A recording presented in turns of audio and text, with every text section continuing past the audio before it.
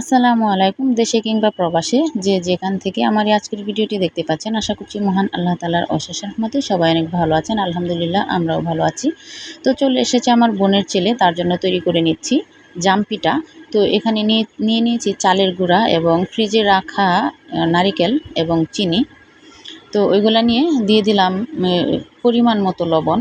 তো ওইগুলা দিয়ে ওই যে লবণ দিয়ে দিচ্ছি, ওইগুলা দিয়ে এটা একটা ডো তৈরি করে নিব, মানে মেখে নিব পানি দিয়ে।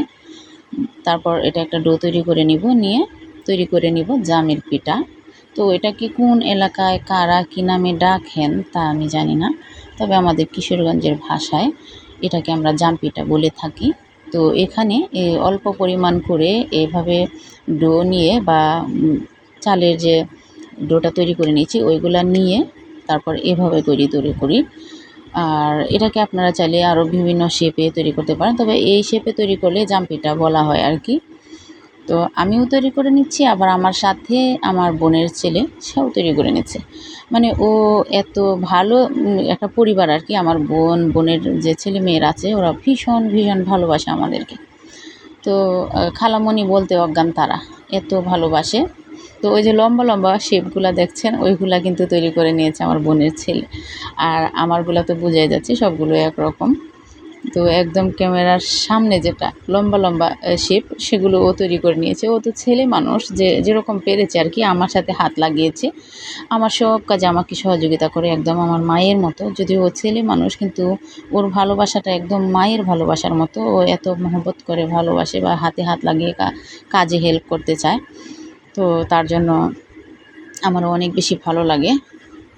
ওরা সব ভাই বোনই অনেক বেশি ভালোবাসে। ছোটো ছোটো বাচ্চাদের ভালোবাসা দেখলে আসলে মন জুড়িয়ে যায়, যেটা বড় মানুষের ভালোবাসার কথা ছিল সেই ভালোবাসাটুকু, মানে আরও বড় হয়ে যে ভালোবাসাটা দেওয়ার কথা ছিল আর কি, সেই ভালোবাসাটুকু তারা ছোটোবেলা থেকে আমাদেরকে, মানে আমাকে দিয়ে আসে। তো এভাবে করে আসলে পিঠাটা তৈরি করে তারপর তেলে ভেজে নিচ্ছি। তেলে ভেজে নেওয়ার পর এখানে কেউ চাইলে একটু বেশি কড়া করে ভেজে নিতে পারেন, কেউ হালকা করে ভেজে নিতে পারেন, যার যেভাবে ভালো লাগে পছন্দ হয়। তো আমি প্রথম যে খোলাটা আর কি ভাজা মানে ভেজে নিয়েছি সেটা একটু হালকা করে ভেজে নিয়েছিলাম, কারণ শাশুড়ি মা এত শক্ত হলে খেতে পারে না, মানে মুচমুচে যে পিঠাটা ওইটা খেতে পারে না। সেজন্য প্রথম খোলাটা আমি ভেজে নিয়েছিলাম একটু কম, তারপর এভাবে করে ভেজে নিয়েছি পরেরগুলো আর কি, এরকম করে। তো এভাবে করে অল্প অল্প করে দিয়ে ভেজে ভেজে সবগুলো পিঠা আমি তৈরি করে নিলাম। এবার বোনের ছেলেকে নিয়ে আমরা সবাই, পরিবারের সবাই মিলে এই পিঠা খাবো। আসলে পরিবারের সবাইকে নিয়ে বা মেহমান আসলে ভালো মন্দ কোনো কিছু তৈরি করে খেলে না অনেক বেশি ভালো লাগে। মেহমানদেরকে যদি মন উজাড় করে খাওয়ানো যায় তাহলে আসলে নিজের কাছেও একটা প্রশান্তি লাগে, ভালো লাগে। সেই উপলক্ষ করে আসলে পিঠাটা তৈরি করা, না হলে কিন্তু আরও আগেই তৈরি করে নিতাম। নারকেল কুড়ে তারপর কিন্তু ফ্রিজের মধ্যে রেখে দিয়েছিলাম, ডিপ ফ্রিজে, যে যখন এই বোনের ছেলে আসবে তখন তাকে নিয়ে খাবো, ওই সময় তৈরি করব। তো ভালো থাকুন সবাই, অনেক বেশি ভালো। আসসালামু আলাইকুম।